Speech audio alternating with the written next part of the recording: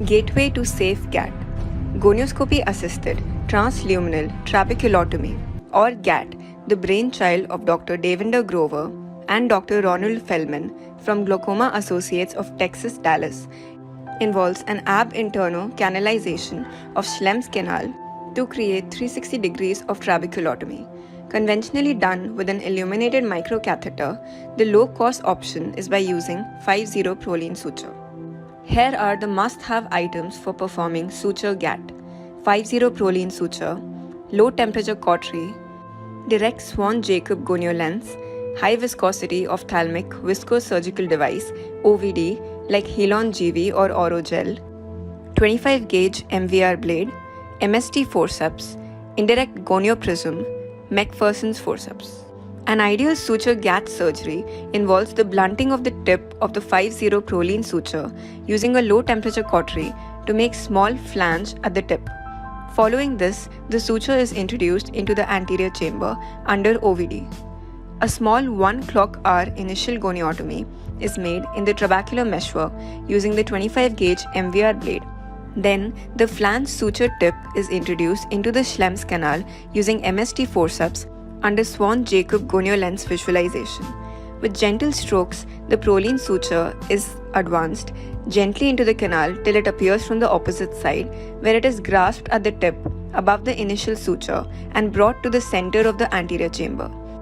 Finally, using a McPherson's forceps, the external suture is pulled out, creating a 360 degrees ab interno trabeculotomy. We share here some beginner's complications, and we will also focus on some tips and tricks to avoid them. Positioning and seeing the angle. Initially, during intraoperative gonioscopy, one will have air bubbles or too much pressure, which can result in indentation and failure to see the angle properly. But with practice, one can master this skill.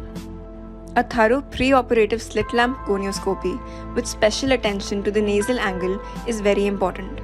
Initial intraoperative gonioscopy can be practiced on routine cataract cases before initiating or after completing the case. Tilt the patient's head 30 to 35 degrees away from you and tilt the microscope 30 to 35 degrees towards you. Put a drop of OVD on top of the cornea and gently place the Swan-Jacob gonio lens over this drop. Adjust the microscope magnification. Start from a lower magnification and then slowly zoom up using the microscope foot switch. Routinely practice the foot switch of the operating microscope as both the hands get engaged while doing MIGS, so finer adjustments need to be done using the microscope foot switch.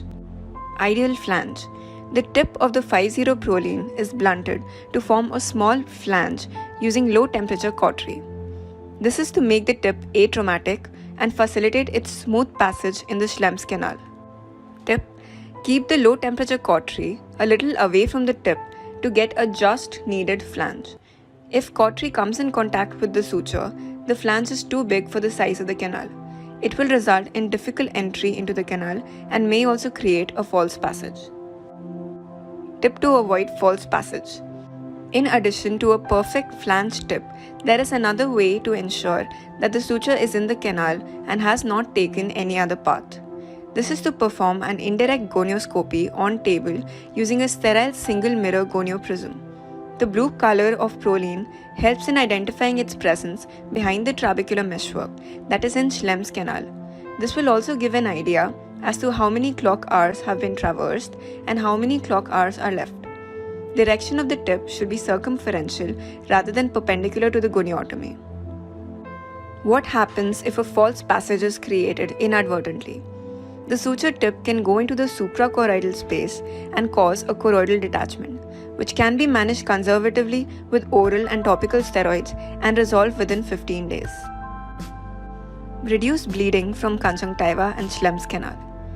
Make the incision on the clear cornea to avoid any bleed from conjunctival vessels, as this can result in poor visualization. And there are a few tips to avoid reflex bleeding from Schlemm's canal while making the initial tear in trabecular meshwork.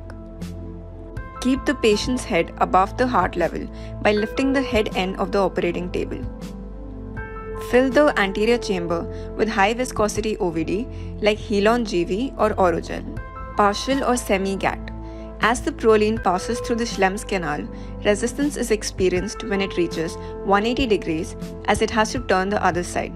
It is an indirect sign that the suture has reached 180 degrees, but sometimes it doesn't proceed beyond this point. Tip in this situation: try twin side GATT, which means threading the suture in clockwise direction rather than the initial anti-clockwise direction. Leave it at the site of resistance. Try to localize the suture using indirect gonioscopy on table. If the suture has reached 270 degrees, then try to make a small nick at that site and retrieve the suture. By implementing these tips into routine practice while performing GATT, one can achieve desirable results. It requires practice and perseverance to master suture GATT, but these tips can ensure a safe gateway to successful GATT.